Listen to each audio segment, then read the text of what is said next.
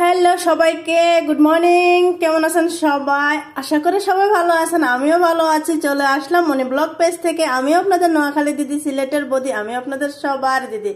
আজকে অবশ্যই রিয়াকশন দেখে বুঝতে পারতেছেন আজকে একটা বিষয় নিয়ে আজকে আপনাদের পাশে চলে আসলাম, একটা নিউ ব্লগ ভিডিও নিয়ে। অনেকদিন ধরে কোনো ব্লগ ছাড়ি না, আসলে সময়ও কাবার হয় না, ব্যস্ত থাকি অনেকটা, কি আর বলবো। তো দেখতে দেখতে তো রমজান মাস চলে আসলো, রোজার মাস চলে আসলো।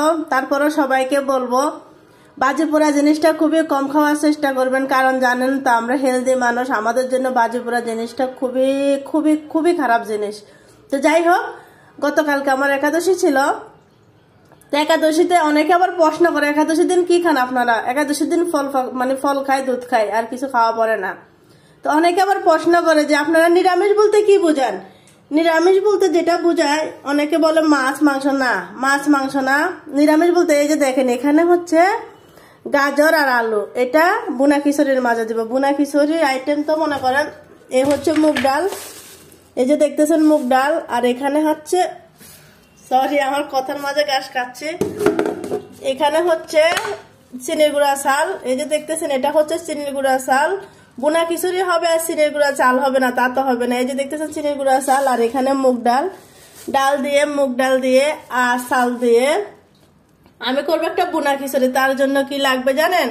তার জন্য লাগবে হচ্ছে এই যে দেখতেছেন আলু আর হচ্ছে গাজর।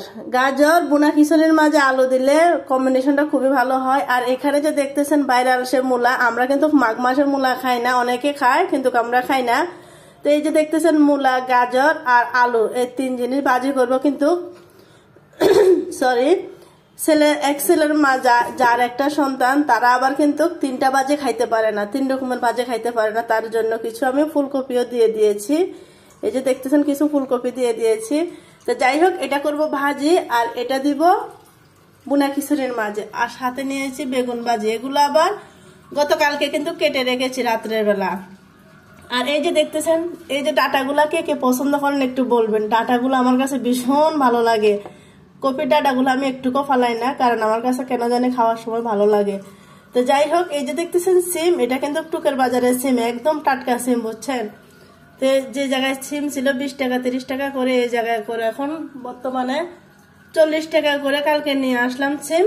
তো সিম দিয়ে আর এই যে দেখতেছেন ফুলকপি দিয়ে আলু দিয়ে ডালের বড়া দিয়ে রান্না করব। এই যে দেখতেছেন ডালও আমি ভিজিয়ে রেখেছি গতকালকে। তো ডাল দিয়ে ফুলকপি দিয়ে আর সিম দিয়ে আমি রান্না করব, এই যে কেটে রেখেছি।